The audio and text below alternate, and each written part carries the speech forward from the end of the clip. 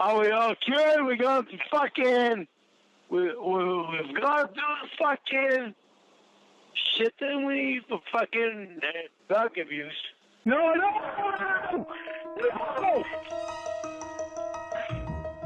Are you listening?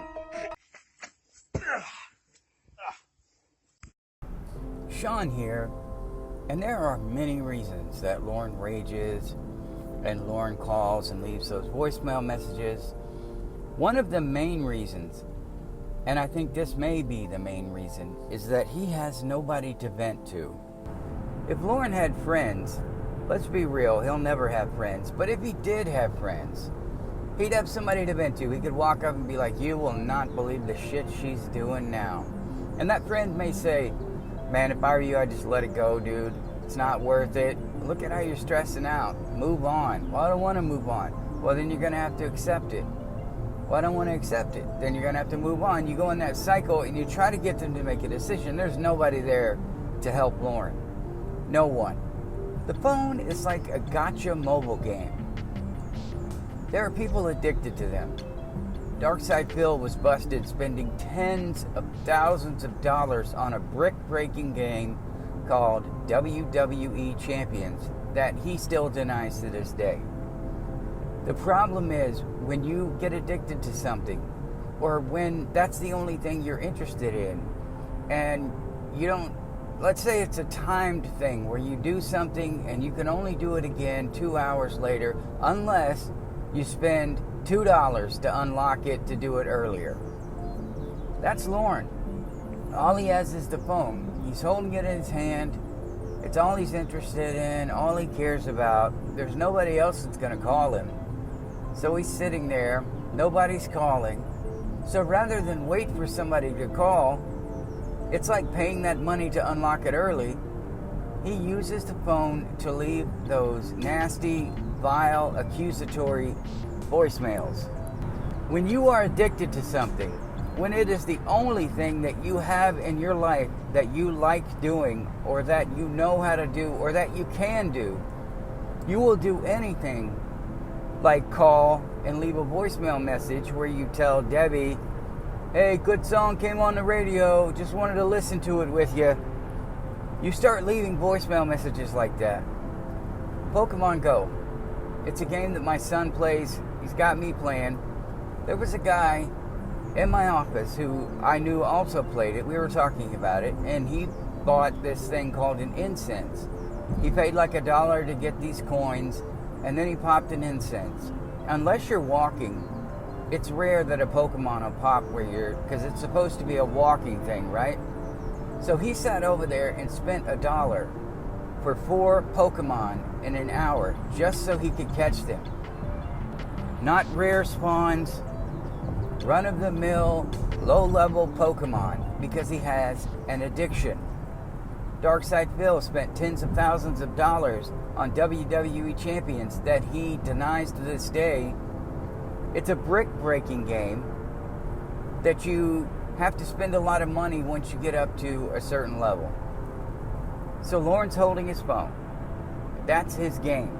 That's what he loves. And he's just sitting there and nothing's happening. Nothing's happening. So what does he do? Well, I want to do this again. I want to play that game again. I want to use my phone again. And I'm pissed because I don't like to wait because I'm impatient. So he picks up the phone and you get these voicemails of, I don't give a fuck if you're on vacation or not. You get those voicemails and the text messages. It is a classic case of addiction. Ramona tried to explain it to him. She told him, or she asked him, do you like video games? Why don't you play video games? Do you play video? Is that what you've been doing all this time, playing video games? Holy shit. He doesn't understand, because all he thinks about is the phone. That's what happened with all that time. You weren't calling me. Addicts, usually they withdraw and they focus on their addiction. Lorne somehow projects his addiction onto everybody else. He's never had a real relationship. Everything he does screams that he's never had a relationship. He is a virgin. He never had any relationships in school. He doesn't understand how relationships start, which is why, in the third version of the Paula story that I heard, and I'm getting all this from hearsay from the same person, they've heard it all. Apparently this was kind of a big deal because it was when Lorne was still young enough where people kind of knew where everyone else was. Paula never even fucking spoke to Lorne Armstrong. He saw her and he heard that she was separated. I don't know if it was an actual breakup. It might have been a separation. And he thought, I'm going to get together with this woman because she's available.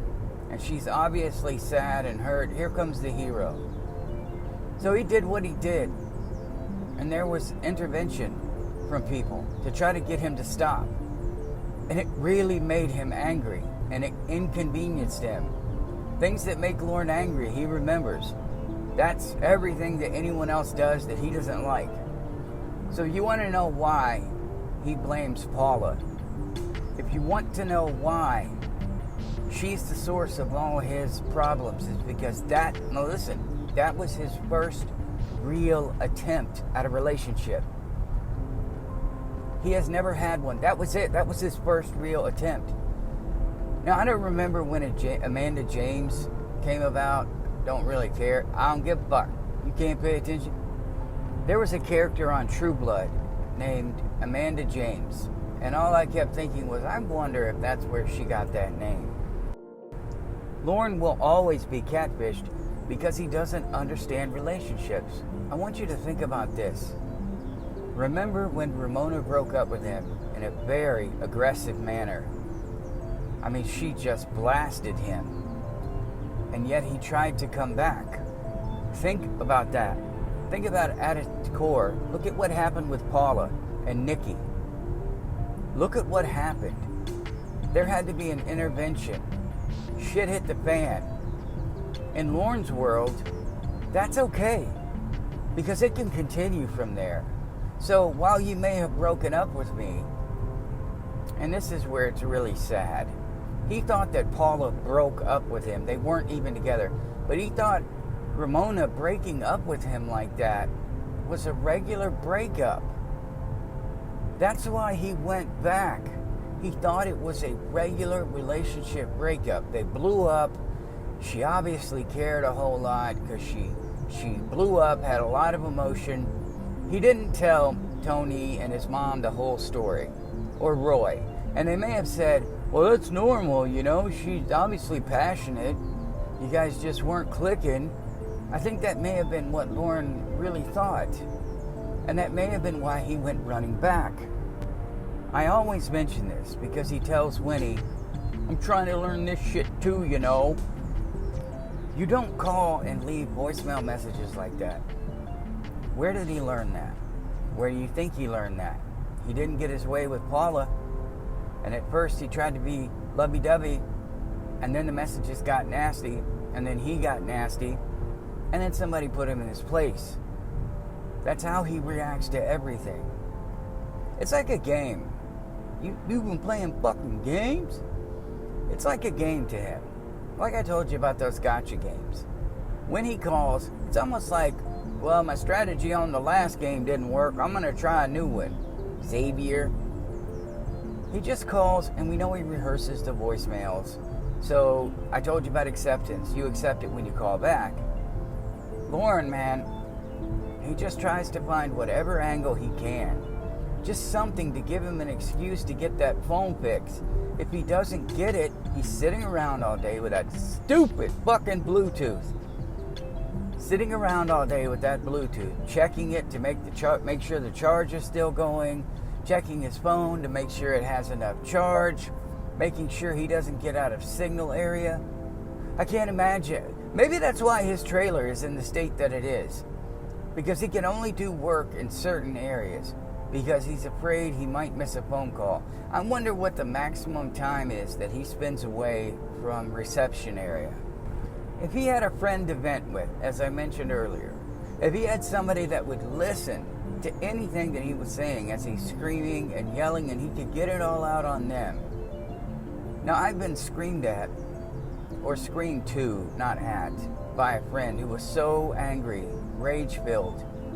I had to let him get it out, and then I talked to him. I said, man, do you really want that focused on your girlfriend? No. Then you've got to work this shit out. You have got to figure out how you can exist, how you can survive without doing this, because it's not healthy for you. And eventually, I think he worked it out. I think they broke up, 6 months later. Some people just can't let it go. Lorne can't let it go. He doesn't know what should be let go and what doesn't need to be let go. So imagine you are Lorne and you love the phone, and that's the only time any woman will ever speak to you. And you're sitting there and nobody's calling, which is why Debbie set him off so bad. 3 days, not a word. Which is why in his head, he couldn't figure out, how do I get the next fix? How do I get her to call me? As far as I could tell, you're out on a date with him, just making shit up in his head, throwing it out there. If he was smart, which he is not, he would speak kindly, lovingly to these women and show them, I'm a good guy. But all Lorne knows is what he's doing. He believes that's showing his passion, his true love for them. Look at how emotional I get. Look at what you're doing to us. And he projects his feelings. Again, he's never been in a real relationship because he doesn't understand that just because he feels one way doesn't mean they feel the same way. If he feels like they're headed to a breakup, which he will never break up, because they can tell him they cheated on him, they can tell him he's a pedophile, they can tell him all this other stuff, and he keeps coming back because he's just hoping they say something nice. But he doesn't understand that these women don't feel that way. So he's never had any romantic interaction because his idea of romance at the age well beyond high school that he displayed these behaviors with Nikki and Paula, it just proves it. And it just shows why he is so easily catfished. He doesn't know what it's like to have a woman show any affection to him. That's why he's addicted to the phone, because he doesn't understand what it feels like, and he doesn't understand how to make others feel that way. So I think Lorne Armstrong's addiction to the phone, his lack of experience with any kind of relationship, ever receiving any romantic attention, I think that's why he gets catfished so easily. And I think he will always get catfished because he won't understand what's real. So if you're sitting around and you're bored and you need a fix of something, you need to ask yourself, what am I doing? Do I really need this fix? Do I need to spend that money? Do I need to pick up the phone and call and do what Lorne did? Most people, here's guidelines, 15 to 30 seconds for a voicemail. And you don't go into detail, and you wait until they call you back. We know he doesn't understand that. We know if he calls and leaves a voicemail message for these women, he won't wait until they call him back. I just can't help it. I have some questions. He's going to keep calling and calling and calling until they answer. And if they don't answer, he's going to get angry. He needs that fix. It's almost stronger than alcohol for him, maybe stronger. So if you have an issue like that, where something is getting to you, something's bothering you, maybe you are addicted to it. If you just need that next thing, if you find yourself spending money in a game just to do things that you would normally never do so that you can play it in some way, shape, or form. And if Lorne understood the etiquette of the phone, hell, we wouldn't have any content. I love you guys. I will see you in the next one.